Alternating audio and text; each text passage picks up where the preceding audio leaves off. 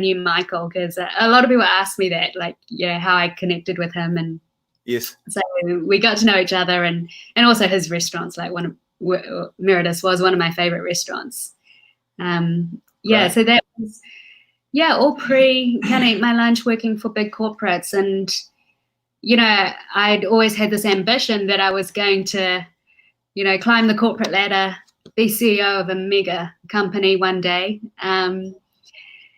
And then things changed about 5 years ago. Why? What sparked the idea for Eat My Lunch? Well, I think it was a combination of different things. So having my own children, you start looking at things a little bit differently, and you start questioning some of.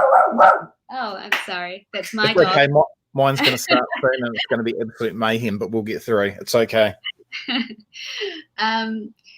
And you kind of just start to evaluate why you're doing the things that you do. And I was selling chips and chocolate to the New Zealand public, and but yet I wouldn't bring those products home and let my kids have them.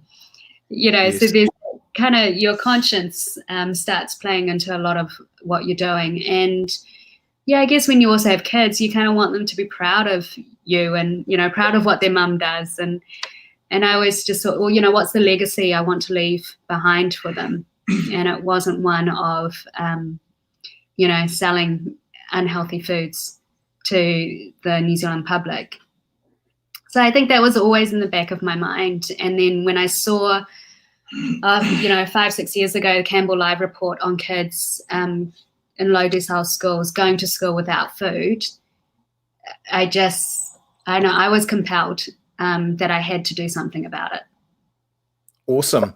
So talk us through Eat My Lunch, how it has all worked so far up until this point, because it is an amazing story. I think, is it 1.5 million school lunches now, or have I got that wrong? Yeah, 1.5 million. Yeah, incredible.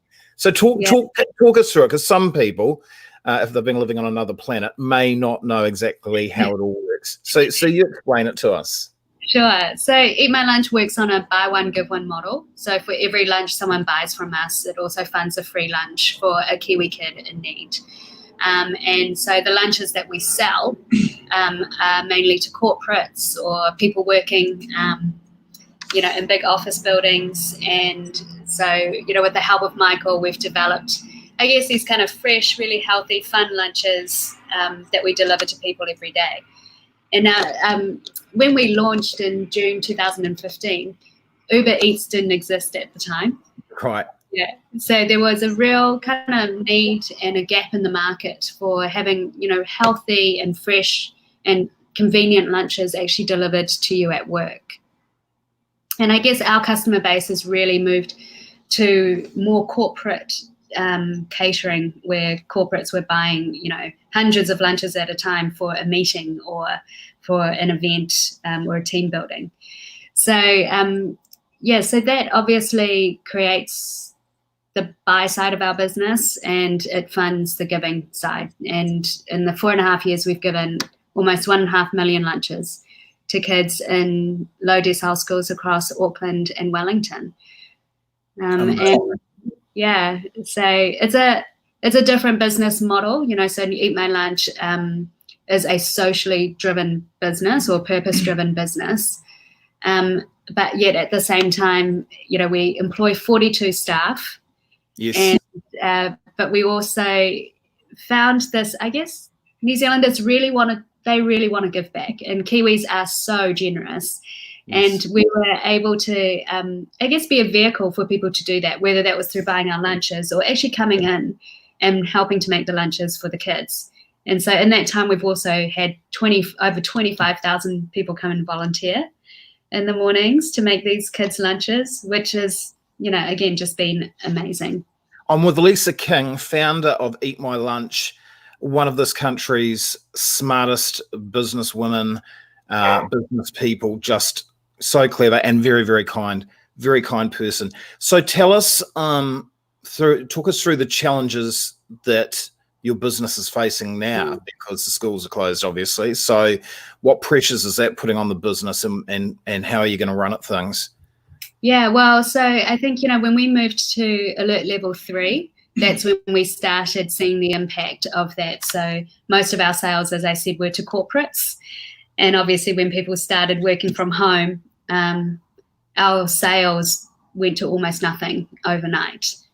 Wow. So we had to quickly, I guess, revamp our operations, figure out what we're really good at, which is supply chain and logistics. So we're incredible at sourcing food and getting it to people. You know, we were delivering thousands of lunches every day already anyway. But we realized we actually needed to serve a different market, which was delivering fresh groceries to people at home during this period. And so basically in a matter of a week, we've changed our entire operations. and there'd be a lot more costs attached to doing this than previously as well, I suppose. Yeah, there is. And so, you know, there's costs in delivery to homes. You know, Yes. previously we're delivering to work and you're delivering hundreds at a time. Now you're doing one box to one house. And it takes longer to deliver to an individual household. So there's definitely been some operational challenges. And then obviously with, you know, some of the new guidelines around the 2 meter rule, the way that we work, the health and safety, you know, we've really had to up all of those procedures in the way that the team works. So how can we help you now? Tell us how we can help you. Well, for me, Sean, the biggest thing, and you know why I started this business, is that we want to feed hungry kids, and that doesn't change just because schools are closed. And so we have spent the last week or so just figuring out how we can still get food to kids, because, you know, when they were going to school, they were accessing milk in schools, breakfast, fruit, our lunches. Now that they're at home, they don't have access to that food. And if anything, you know, I'm sure the family environment is also struggling. So we have come up with a plan to deliver weekly lunch packs to these kids in their homes. So 2,000 kids a week we're going to deliver to directly. Wow. And in the packs there's going to be enough food or ingredients like bread and vegetables and protein for them to make their lunches at home for the week. But what we need, obviously, as you kind of, you know, mentioned, the cost of that is huge. Our current business, or, you know, the kind of change isn't set up for that. it's just not at a level where it can fund that. And so we started a Give a Little campaign today to ask people to help us, to support us with raising funds to cover the costs of that. You know, I mentioned volunteers before. We're not in an environment where we can use lots of volunteers for, you know, health and safety reasons. And so we're having to also pay staff to make and deliver these lunches. So yeah, we would really love any support. Our amazing partners at Foodstuffs have already committed $100,000 to get us going, so we can start delivering these packs to kids next week. But you know, every week of lockdown, these kids are missing out. Hey, look, everybody out there, I know that we're all doing it tough. It is really, really tough.